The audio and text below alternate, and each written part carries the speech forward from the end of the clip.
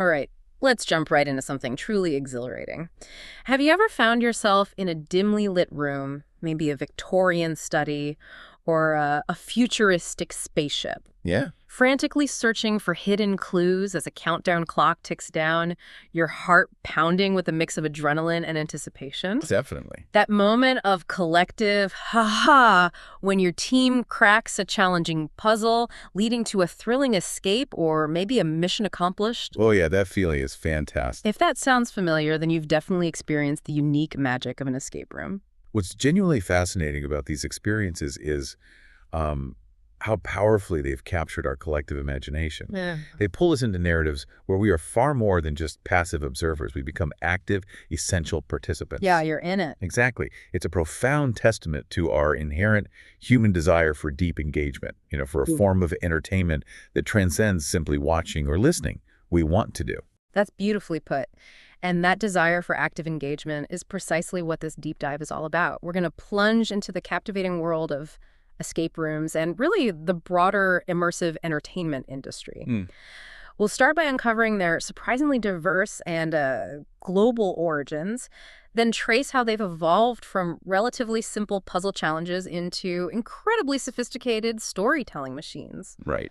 We'll examine their significant and expanding role within the booming immersive entertainment market, pull back the curtain on the business side of things, explore exciting technological advancements like virtual reality that are pushing the boundaries, and even peer into what the future holds for these interactive adventures. Our mission for you today is to gain a truly comprehensive understanding of this exciting and dynamic industry.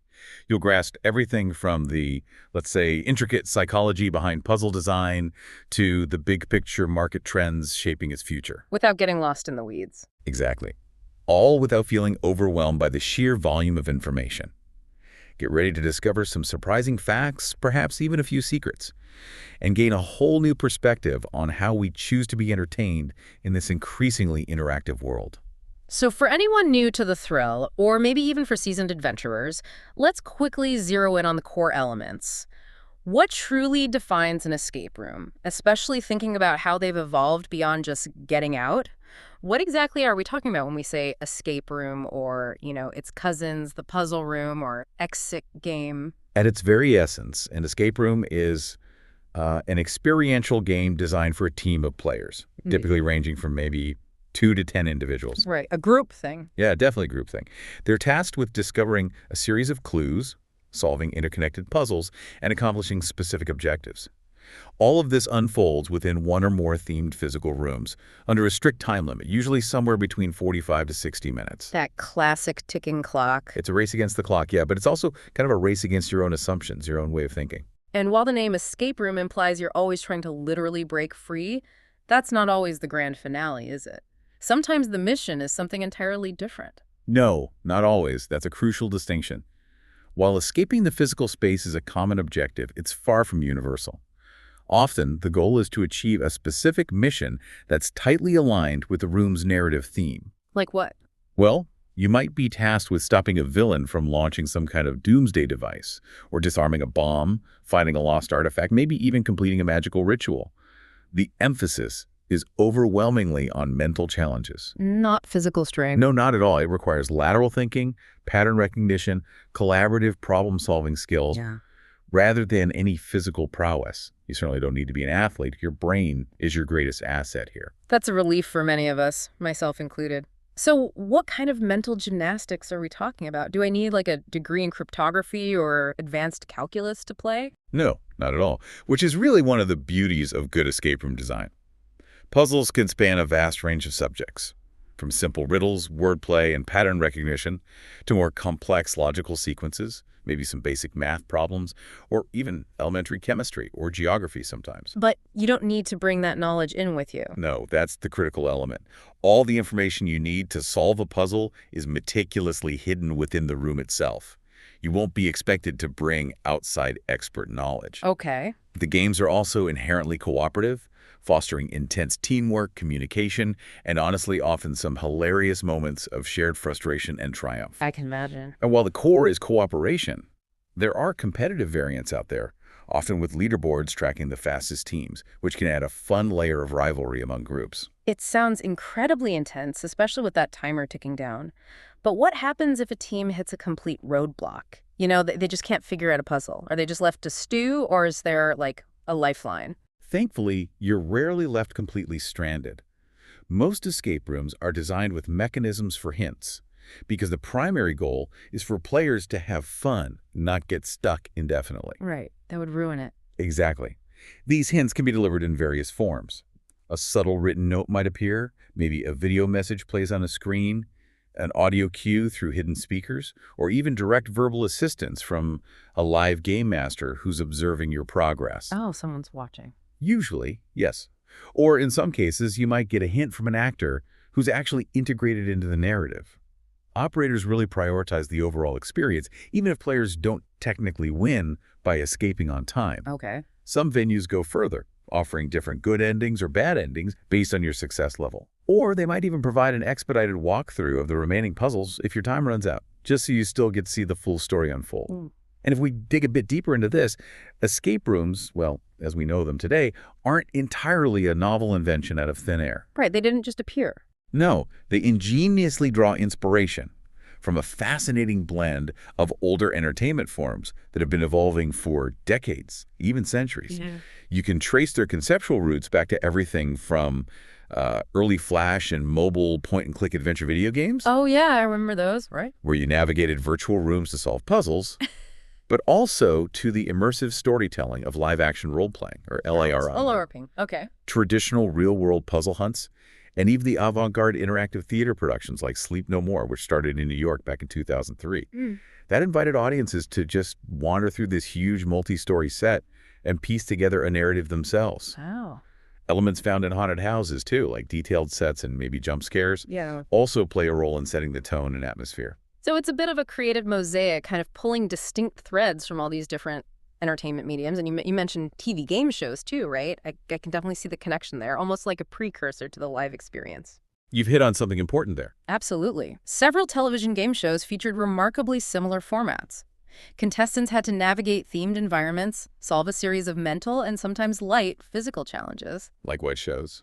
Well, think back to iconic UK shows like Now Get Out of That, which aired from 81 to 84, or The Adventure Game from the early 80s.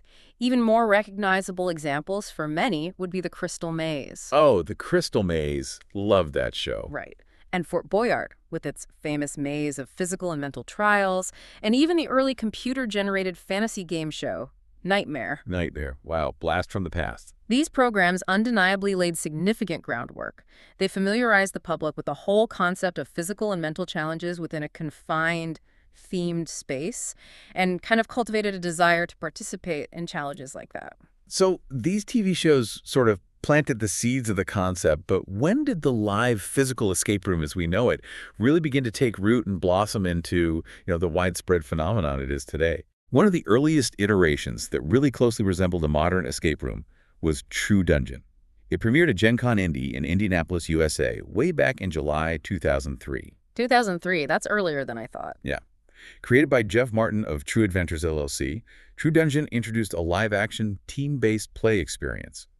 Players explored meticulously designed physical spaces, cooperatively solving a mix of mental and light physical puzzles, all under a time limit to achieve a specific goal. Okay.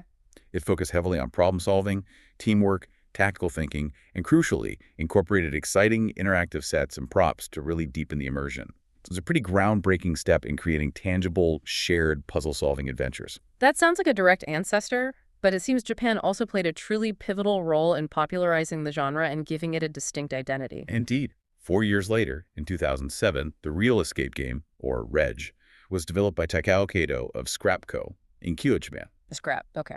Kato's inspiration largely came from his love of those point-and-click adventure video games we mentioned. This led to a focus on highly logical puzzles.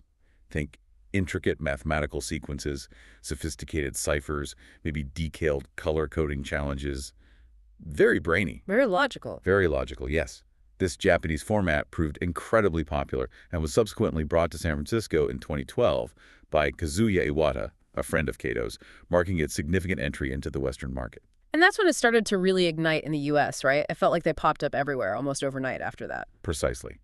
Following the introduction of the real escape game to San Francisco, Seattle-based Puzzle Break, founded by Nate Martin, became the very first American-based escape room company in 2013, quickly establishing the format stateside. Puzzle Break, got it. But the genesis wasn't confined solely to Japan and the US. In Spain, for example, different games opened Negón in Getafe back in 2003 with their game La Máquina, followed by La Fuga in Madrid in 2005. So even earlier in Spain. Yeah, what's truly remarkable about their origin story and others is how independently these concepts seem to spring up across the globe almost simultaneously. It's like a testament to a universal human craving for interactive puzzle solving and shared narrative experiences, long before the internet really connected innovators in real time. So a lot of parallel development happening around the same time, or maybe some truly independent innovation. I heard Hungary was also a key player, with its own unique take, supposedly without even knowing about the Japanese games. That sounds, well, it's quite a claim. That's the claim, yeah, from Attila Gjurkovic, the founder of Parapark in Budapest, which launched in 2011. He stated he had no knowledge of the Japanese games and instead based his concept on Mihaly Csikszentmihalyi's flow theory. Flow theory? Yeah, and his extensive experience as a personality trainer. Flow theory, for those unfamiliar, basically describes that mental state where a person is fully immersed in an activity, experiencing a feeling of energized focus and enjoyment. Being in the zone. Exactly, being in the zone. Parapark's games, in contrast to the logical puzzles of the Japanese style, emphasized finding hidden or seemingly unattainable keys, often relying more on observation and creative thinking to unlock the next step. This focus on flow meant their games were designed to be so engaging that players just lost track of time, fully absorbed in the challenge. And Switzerland also had its own significant contribution, focusing on a different type of intellectual challenge, right? More scientific. Yes, in 2012, Swiss physics professor Gabriel Palacios created a unique scientific escape game for his students, which later became the commercialized Adventure Rooms franchise. Ah, Adventure Rooms. These games introduced a distinct layer of intellectual challenge by incorporating scientific puzzles, things involving hidden infrared light, polarized codes, or basic mechanics. So this global, often simultaneous emergence from such diverse influences from video games to psychology to science led to the rapid proliferation of permanent escape room locations across North America, Europe, and East Asia throughout the 2010s. And Asia was first with permanent spots. Among the very first, yes. This widespread adoption just shows a universal appeal that, honestly, few entertainment forms achieve quite so quickly. Here's where it gets really interesting for me. Beyond just the puzzles, the truly great escape rooms are masterful storytellers. They're not just games. They're almost like playable art forms that transport you. You know, Victor Van Doorn, the co-founder of Sherlock, a renowned escape room in Amsterdam, puts it perfectly. He describes their goal as wanting to blur fiction and reality as much as is comfortable or maybe a little bit beyond. That's a great quote. That's the secret sauce, isn't it? It's not just about what you do, but about what you feel. It absolutely is the secret sauce. Without a compelling narrative, an escape room risks being merely a disconnected series of puzzles. Maybe fun for a moment, but lacking lasting impact. Storytelling is what sets the tone, creates emotional resonance, and truly immerses players from the very first moment they step into the experience. Yeah. Every single element, from the choice of antique props that feel authentically aged, to subtle ambient noises that evoke a specific atmosphere, and meticulously curated details in the set design, all contribute to building that overarching story. It's really an art form of environmental narrative. And they don't shy away from using real, authentic locations to really sell that experience, like Sherlock's The Vault, where you're literally in a 120-year-old bank vault. That must instantly create an exciting mystery movie kind of vibe that, you know, no fabricated set could truly replicate. Precisely. Authenticity dramatically enhances the realism. When you're in a genuine, century-old bank vault, the atmosphere is just inherently richer, the cold steel, the echo, maybe the smell of old paper. These sensory details are incredibly difficult to replicate effectively. Yeah. And a key design choice that early creators like Victor Van Doorn highlighted was the deliberate absence of modern distractions, like smartphones. Right, locking the phones away. Exactly. By asking players to lock away their devices, the designers boost cognitive engagement, forcing players to rely on their wits and their team. This fosters a profound sense of urgency and camaraderie, making the experience feel truly shared, immediate, and utterly unforgettable because you're fully present in that moment. That makes perfect sense. So if storytelling is the heart of it, this raises an important question.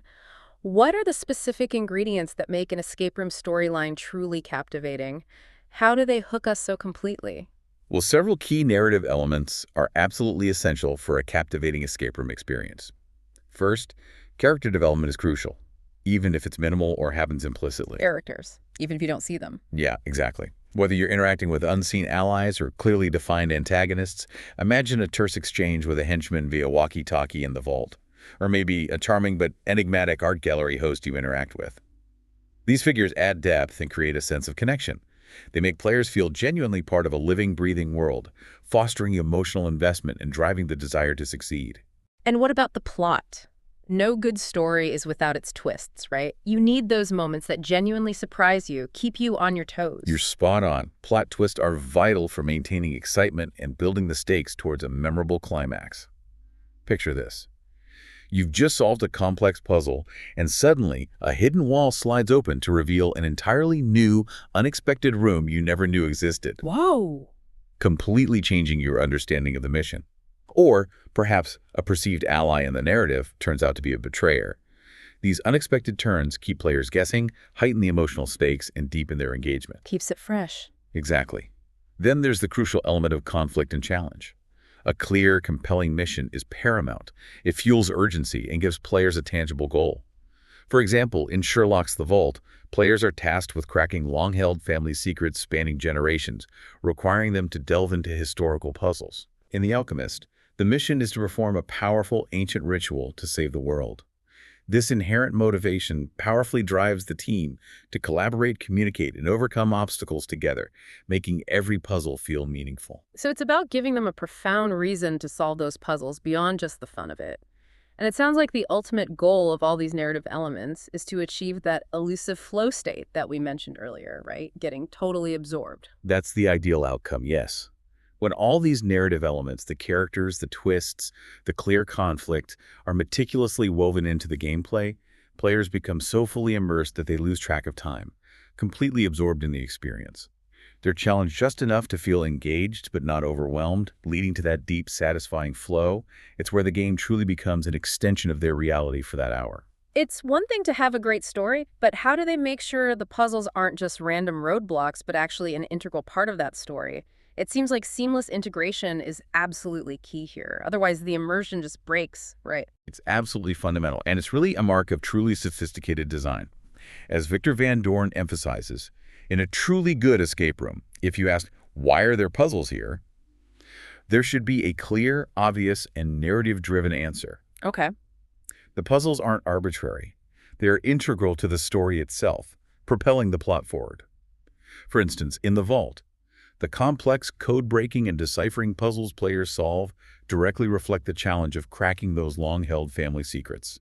You're not just solving a number puzzle, you're uncovering a hidden truth. Ah, I see. In The Alchemist, every puzzle involves combining arcane ingredients or deciphering ancient texts, because you're literally assembling the components needed for a magical ritual.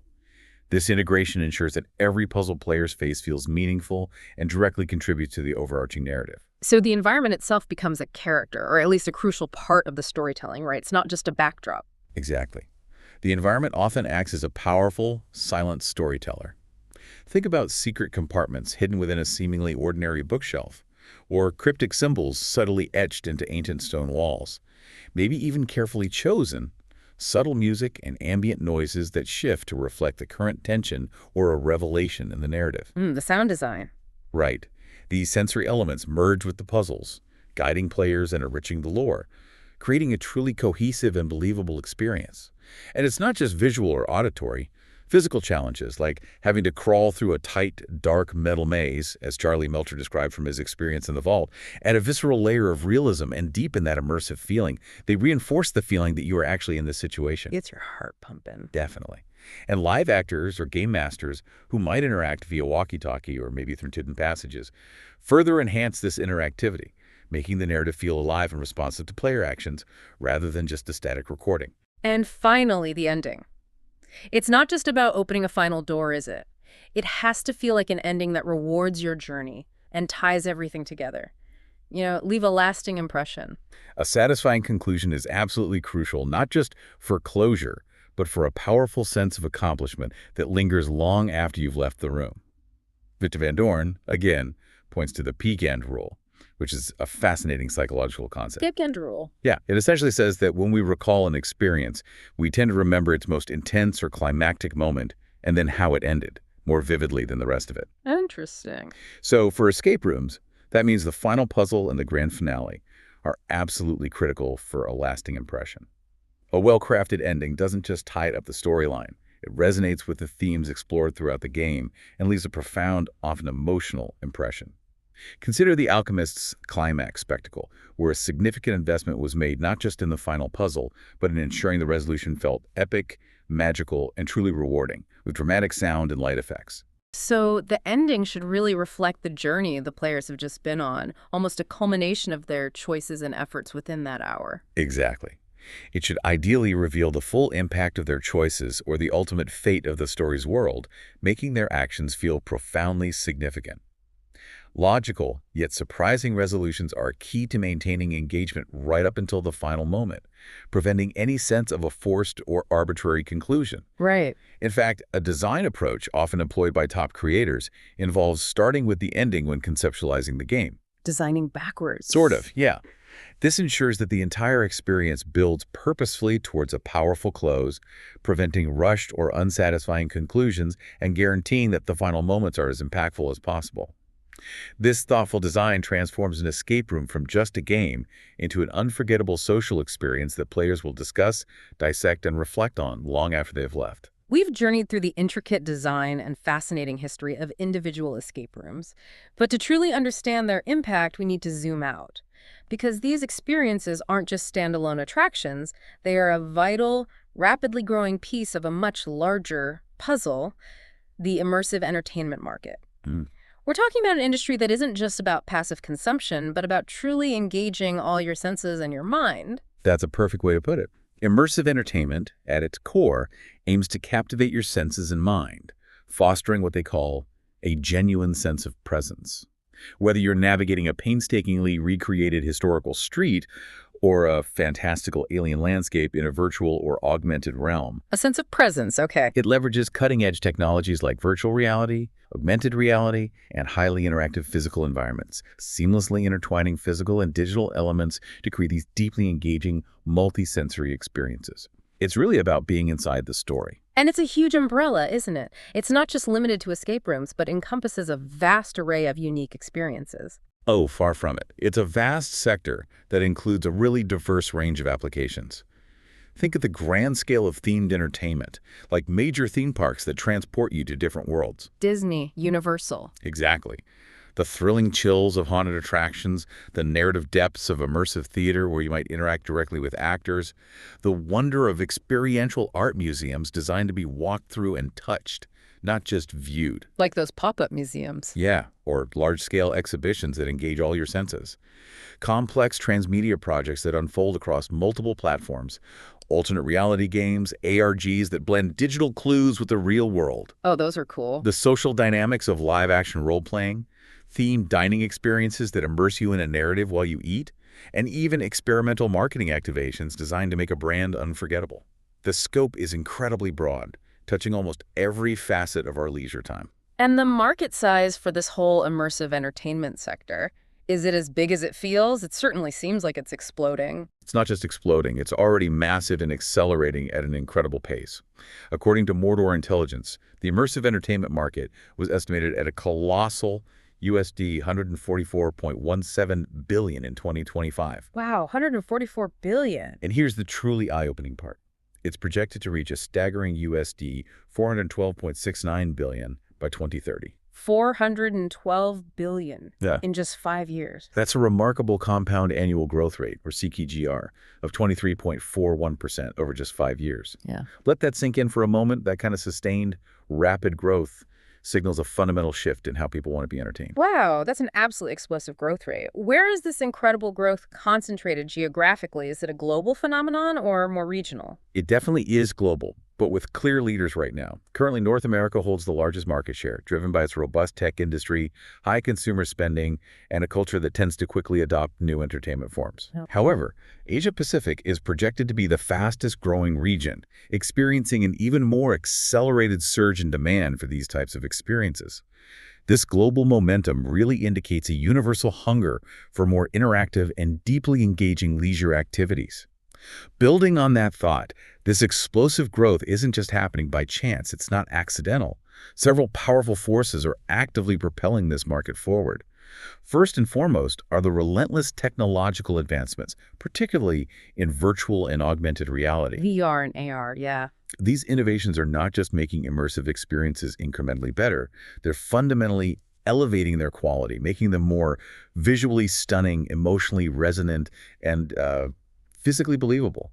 Simultaneously, these technologies are becoming more accessible, more affordable, and more user-friendly, which naturally draws in a much wider and more diverse audience. So better tech means more people can try it, and it feels more real when they do. But is it just the technology, or is there a fundamental shift in what people actually want from their entertainment? There's definitely a significant and perhaps permanent shifting consumer demand. We're seeing a profound surge in people wanting unique, engaging, and interactive experiences that go far beyond just passive consumption.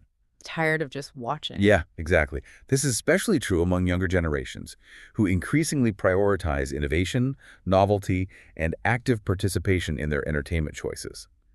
And somewhat counterintuitively, the recent global pandemic surprisingly accelerated this trend. So? Well, with restrictions on in-person gatherings, individuals were pushed towards digital and remote entertainment options, and virtual experiences in particular became vital avenues for social interaction and engaging leisure.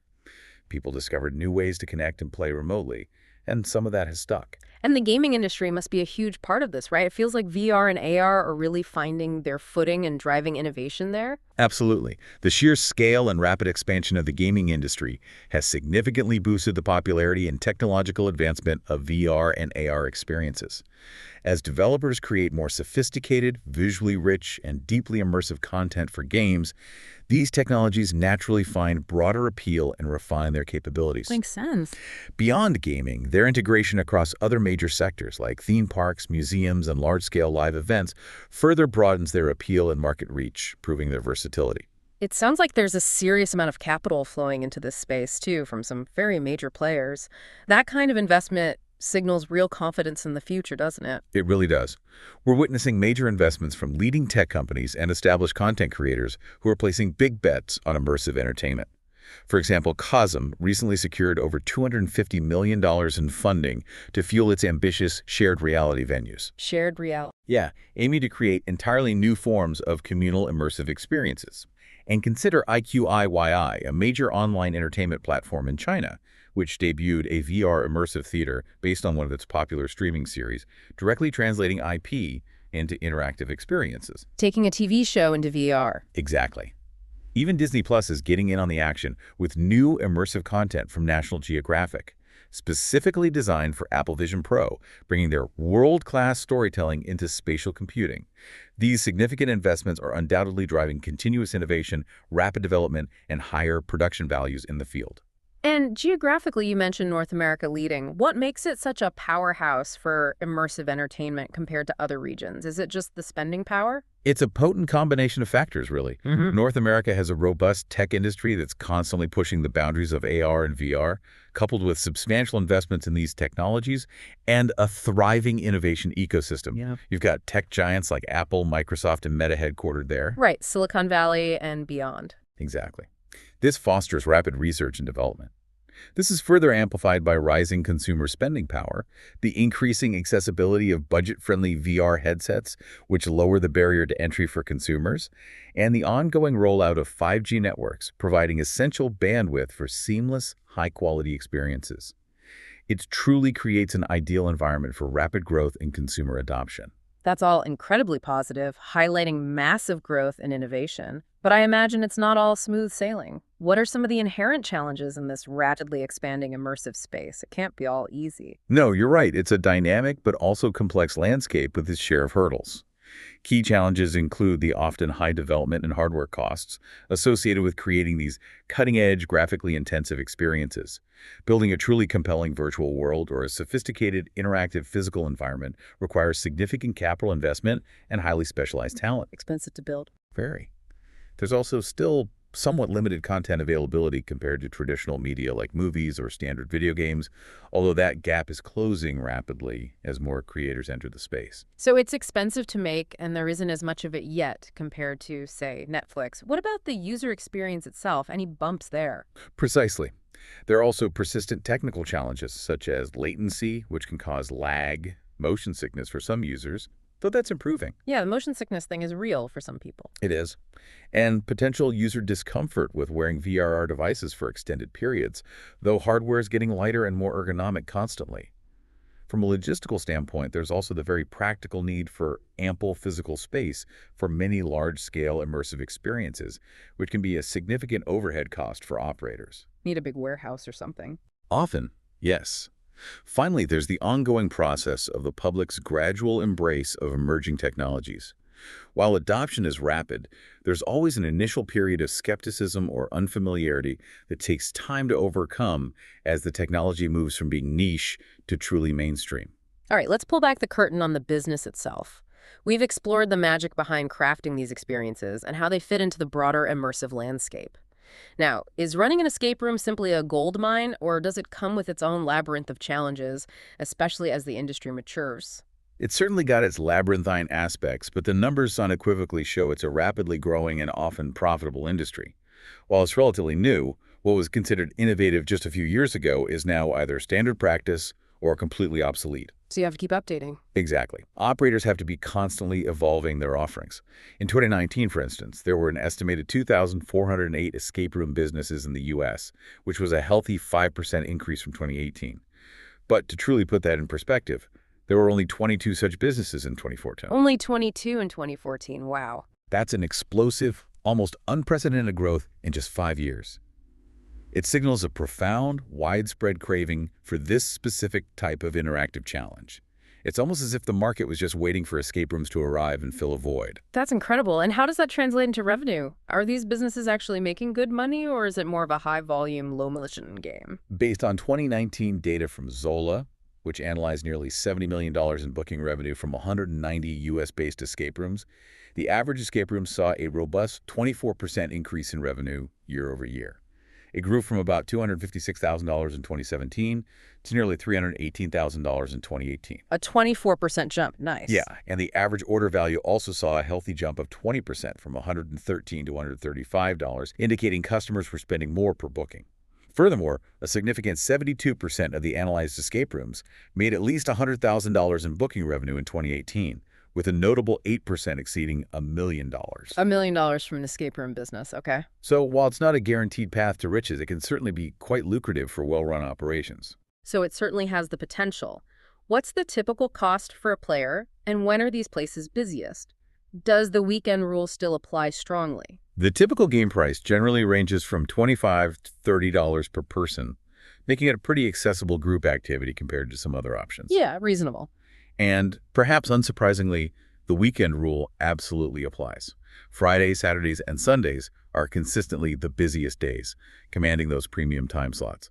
On average, an escape room business now features about 6 unique games or themed rooms per location, offering variety for repeat customers. 6 games, okay. Need variety. And interestingly, nearly a third, 31% of these businesses have expanded to at least 2 locations, indicating a successful model for scaling the business. Now let's talk marketing. In this increasingly digital world, how are these businesses getting the word out and securing those crucial bookings?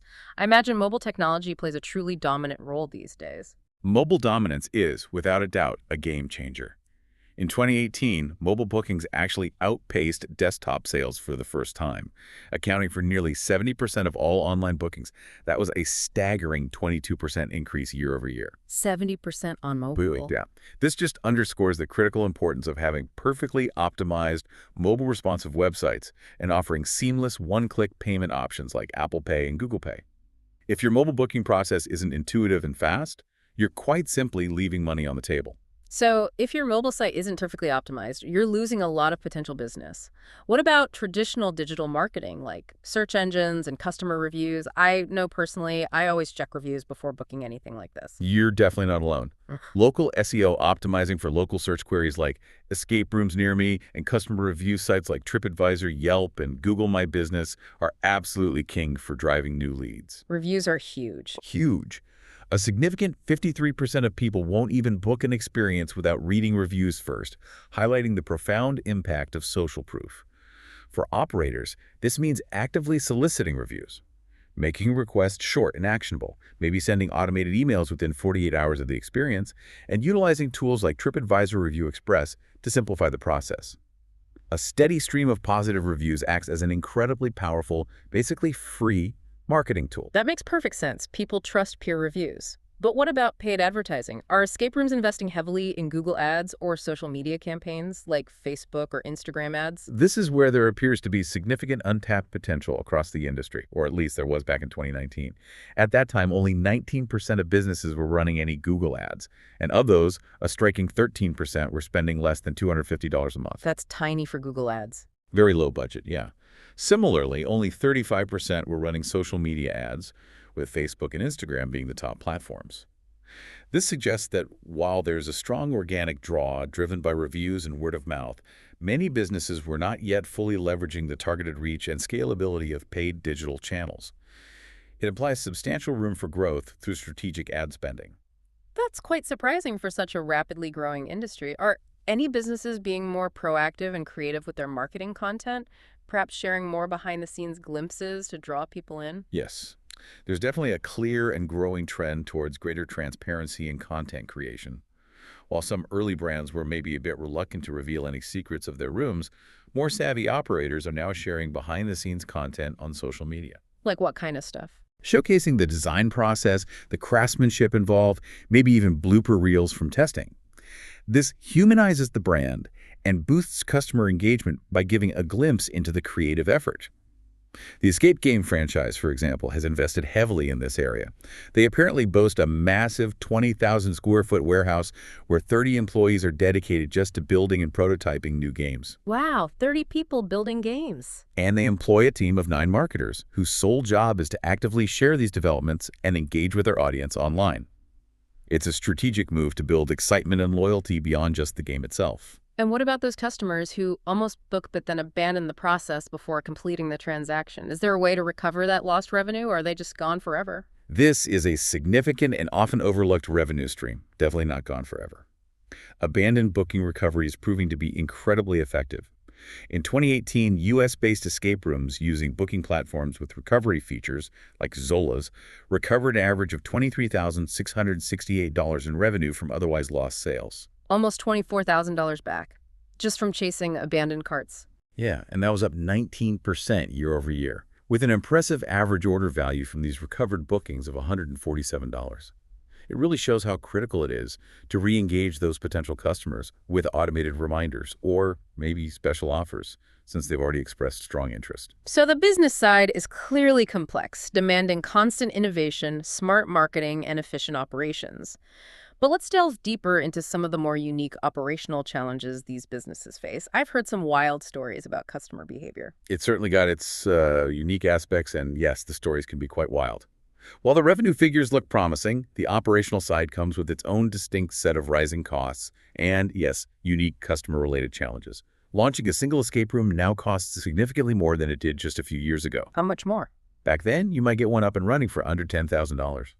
Today, launch costs for a single room typically range from $7,000 to $30,000, and some high production value, highly immersive games can even exceed $150,000 due to complex animatronics, custom fabrication, advanced electronics. Whoa, $150,000 for one room?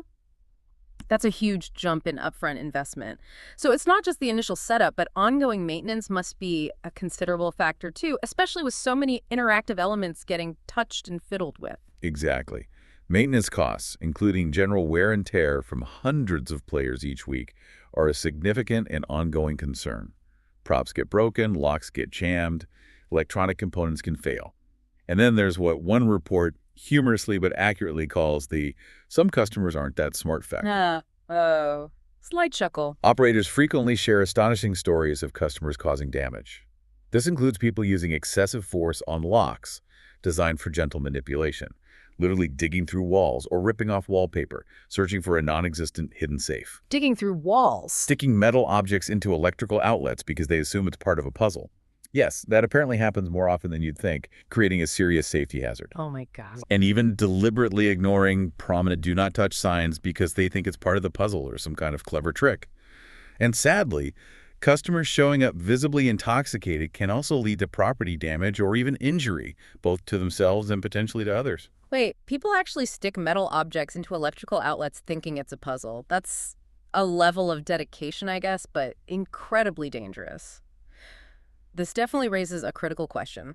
How do operators even begin to mitigate risks like that while still delivering a compelling, immersive, and hands-on experience? It seems like a constant tightrope walk. It truly is a balancing act. Several protective measures are pretty much essential now. Firstly, installing comprehensive security cameras in each room with no blind spots and having a dedicated game master constantly monitoring them is absolutely critical. Eyes on the room at all times. All times.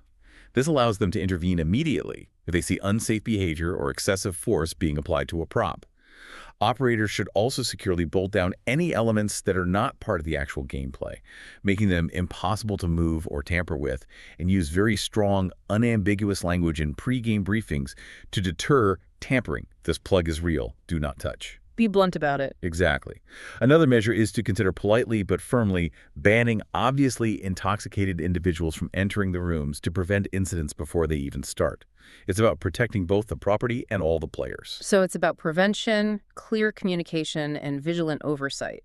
What about the administrative side? Are there digital solutions to maybe streamline operations and gather crucial customer data more easily? Absolutely. Digital waivers are a smart, efficient solution these days. Implementing them for all guests immediately after booking, for instance, through a system like Zola waivers, not only streamlines the check-in process, reducing queues and paperwork, but it also allows businesses to collect valuable contact information for marketing purposes. You get emails beyond just the person who booked. Right, capture everyone's info. This data can then be leveraged for future promotions. Beyond these protective measures, savvy owners are increasingly using data-driven operations. They meticulously analyze data to identify their best and worst performing games, as well as the busiest and slowest days and times, gaining deep insights into their demand patterns. And how do they leverage that data to offer discounts for slower times, for instance, to fill those empty slots? Precisely. Knowing which times are underutilized allows for highly strategic marketing. For example, creating lightning deals or flash sales for off-peak times can incentivize price-sensitive customers to book slots that would otherwise go empty. Trapped RGV, an escape room down in South Texas, used this exact strategy. They offered discounts for weekday afternoon slots and apparently saw a remarkable 500% increase in bookings in just the first month and a half. 500%. It powerfully demonstrates that understanding your operational numbers and acting on them can lead to significant and otherwise unattainable revenue growth. Looking ahead, where do you see the escape room industry going? Is it still just in its infancy, or is it maturing into a more stable entertainment staple? Where's it headed? The industry is certainly past its nascent, maybe Wild West stage.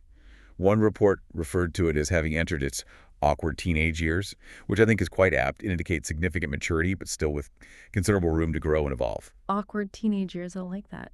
We anticipate a continued increase in the number of escape rooms, especially in less crowded, smaller to mid-sized markets where the demand is still high and saturation is lower. The biggest innovation, however, will likely continue to come from larger businesses and franchises. They're actively redefining the very concept of an escape room. How so? By seamlessly integrating virtual and augmented reality components, creating highly competitive, leaderboard-driven games, and even developing immersive physical and digital take-home experiences, like themed board games or AR apps that extend the in-room adventure. So a lot more than just a locked room experience. Are there particular regions or cities where this innovation and expansion is most apparent right now? These cutting-edge trends seem particularly strong in major tourist cities like Los Angeles and Orlando, where the themed entertainment industry is already incredibly robust. And also, fascinatingly, in Budapest, where some of the modern escape room concepts originally gained significant traction. Back to the roots. Yeah, The industry is showing incredible resilience and dynamism, constantly evolving to offer new, more complex and captivating experiences that stretch the boundaries of interactive entertainment. It's clear that escape rooms are here to stay, continuing to push the limits of immersive play. And speaking of those cutting-edge innovations, perhaps the most transformative evolution we're witnessing is the rise of virtual reality escape rooms. What does VR truly bring to the table that a physical room, no matter how well designed, simply can't replicate or even attempt? Virtual reality escape rooms offer an innovative and really expansive twist by completely transporting players to fantastic, often impossible environments without any of the physical limitations of a traditional room. Like literally impossible. Literally impossible. Imagine navigating the deck of a doomed space station, exploring the sunken ruins of an ancient city deep in the ocean, or journeying back in time to an accurately rendered historical setting all within minutes from the relative safety of a dedicated VR game room. This truly combines the widespread popularity and puzzle-solving thrill of escape rooms with cutting-edge VR technology, opening up a realm of possibilities where, really, the only limit is the designer's imagination. And it's not just for hardcore video game enthusiasts, right? It sounds like they're actively trying to appeal to a much broader audience than just gamers. Absolutely. They're generally designed with a wide array of interests and backgrounds in mind, making them accessible to many who might not consider themselves traditional gamers. The focus is still on collaborative puzzle solving and storytelling, which tends to transcend specific gaming demographics. Okay. Plus, for users who might be concerned about privacy or maybe need a controlled environment where distractions are minimized, VR offers a uniquely contained experience, which can be quite appealing and reassuring for users looking for a focused, private escape. So how does it actually work? What's the experience like for the player, from putting on the headset to interacting with the virtual world? What does it feel like? The experience begins when players don specialized VR headsets for that full 360-degree immersion in a meticulously crafted digital 3D world. They interact with this virtual environment using handheld controllers, which translate their physical movements into the virtual space. So you can grab things. Exactly, allowing them to pick up objects, open doors, manipulate puzzles. Headphones provide crucial spatial auditory feedback, making sounds appear to come from specific directions, which profoundly enhances the sense of presence and immersion. Like surround sound on steroids. Pretty much. Typically, these are team-based experiences, much like physical escape rooms, usually involving maybe 2 to 6 players, requiring close cooperation, communication, and often synchronized actions to solve the challenges. Or are they completely virtual then, or can they blend physical elements too, creating a kind of hybrid reality experience? Both approaches exist, and both are incredibly powerful. They can be purely digital, where literally all interactions occur within the VR environment.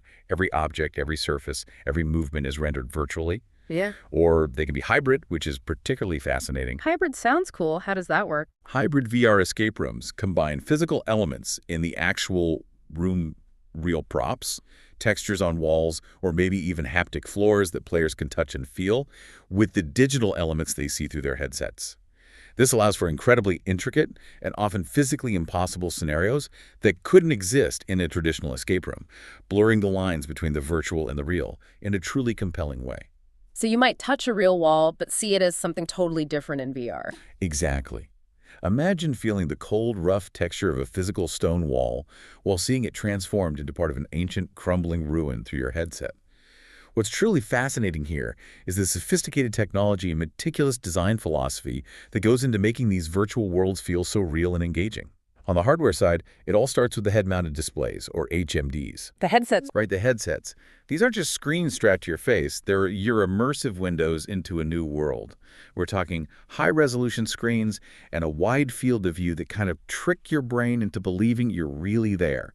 Plus, combined with precise head tracking that makes the virtual world move seamlessly with your own head movements, it eliminates that sense of disconnect or motion sickness for most people. And how do players actually do things in the virtual world? It's not like using a mouse and keyboard anymore, right? No, that's where the controllers come in. They're typically ergonomic devices equipped with highly sensitive motion sensors and often haptic feedback. Haptic feedback, like vibrations. Yeah, exactly. This allows players to interact naturally with the virtual environment. You can reach out and grasp virtual objects, pull levers, aim a flashlight, and even feel a subtle vibration when you touch something, adding another layer of realism. Then there are tracking systems, which can be external sensors placed around the room or maybe inside-out mechanisms built directly into the headset.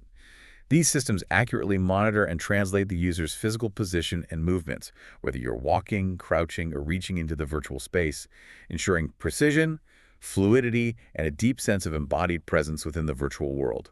You feel like you are there. So the hardware creates the window and the interaction, but the software must be what truly builds the world and makes it come alive. That must be incredibly complex to develop. Precisely. The software is just as crucial, if not more so. Powerful game engines like Unity or Unreal Engine provide the robust tools and frameworks for developers to create these rich, interactive 3D environments. They handle everything from rendering complex graphics to managing physics. Then there's middleware, which is essentially a set of specialized tools that developers use to add extra layers of realism and engagement without having to code absolutely everything from scratch. Think of it like a shortcut for things like realistic physics simulations. Making things fall realistically. Yeah, making virtual objects behave just like real ones when you drop or throw them. Or advanced spatial audio processing, which can make a ghostly whisper seem like it's coming from right behind you in the virtual space, greatly enhancing immersion and maybe guiding players. And then there are VR-specific features like eye tracking, which allows the game to potentially respond to where you're looking, and real-time rendering adjustments that dynamically optimize graphics based on what you're focused on, all integrated to heighten the sense of immersion and interaction. Beyond the sheer technology, what are the core design principles for a truly successful and captivating VR escape room experience? It must take more than just flashy graphics to really hook people. Absolutely. A truly successful VR escape room is underpinned by three key design principles that really prioritize engagement and immersion. Firstly, a strong narrative and theme are paramount. Captivating storylines must be seamlessly integrated with every puzzle, making every challenge feel meaningful, purposeful, and directly relevant to propelling the virtual world story forward. The puzzles serve the story. Exactly. The puzzles shouldn't feel arbitrary. They are the story in many ways. Secondly, interactive puzzle design is at the heart of the experience. Puzzles need to fit the theme perfectly and consistently advance the story, while remaining intuitive within the virtual space. This means striking a perfect balance between difficulty and entertainment. Not too hard, not too easy. Right. Ensuring players are challenged, but never frustrated to the point of giving up. This includes a smart mix of logic puzzles, simulated physical tasks, like virtually manipulating complex machinery, and collaborative challenges, specifically designed for multiplayer modes, forcing teams to communicate and work together effectively in that shared virtual space. And finally, the visual and auditory world itself must feel believable, detailed, and consistent to truly draw you in, right? Like a real place. Absolutely. Environmental detailing is critical. Designers meticulously craft intricate worlds using high-resolution textures, dynamic lighting that might change with the narrative, and carefully placed interactive objects. Spatial audio is also key, making sounds appear to come from specific points in the virtual space, which is huge for immersion. All these elements work in concert to enhance immersion and subtly guide players through the experience. Every virtual object and sound should contribute to the narrative and atmosphere, making the virtual space feel truly alive, believable, and utterly immersive, ensuring you really lose yourself in the adventure. Stepping back for a moment, the future of VR escape rooms is incredibly dynamic and full of potential. But, with new technology, new considerations and responsibilities naturally arise. Looking ahead, we can anticipate significant technological advances that will push the boundaries even further. Like what? Full-body tracking systems, for instance, are poised to revolutionize the user experience, allowing for complete physical involvement where every user motion, from gesturing to walking, is precisely reflected within the game environment. That eliminates any sense of just being floating hands. Feeling more embodied. Exactly. We also expect increased augmented reality, or AR, integration, which could blend physical and digital interactions even more seamlessly, further heightening the sense of presence and creating truly mixed reality experiences, where virtual elements overlay your real surroundings. So it's not just about what's next in tech, but also who gets to experience it. Are they working on expanding the user base to be even more inclusive, making it accessible to more people? Yes, that's definitely a growing priority. Efforts are actively underway to make virtual reality escape rooms more inclusive and accessible. This includes the development of wheelchair-accessible experiences, where the virtual environment adapts to the player's physical capabilities. That's great. And providing multilingual instruction to accommodate diverse global audiences. The goal is to address a wide array of interests and preferences, fostering a more welcoming and accessible environment for all enthusiasts, regardless of their background, physical capabilities, or native language. This inclusivity is really vital for sustained growth. And I imagine big names in entertainment with their vast intellectual properties, movie studios, game companies might want to get involved with this kind of immersive experience, blending their established stories with this technology. You're absolutely right. We'll likely see a significant rise in strategic collaborations and partnerships. These could range from alliances between tech innovators, combining cutting-edge hardware with expert game design, to major entertainment franchises, licensing their popular intellectual properties. Like a Star Wars escape room in VR. Exactly. By leveraging beloved characters, worlds, and storylines, think of VR escape rooms set in a famous wizarding school or a beloved sci-fi universe.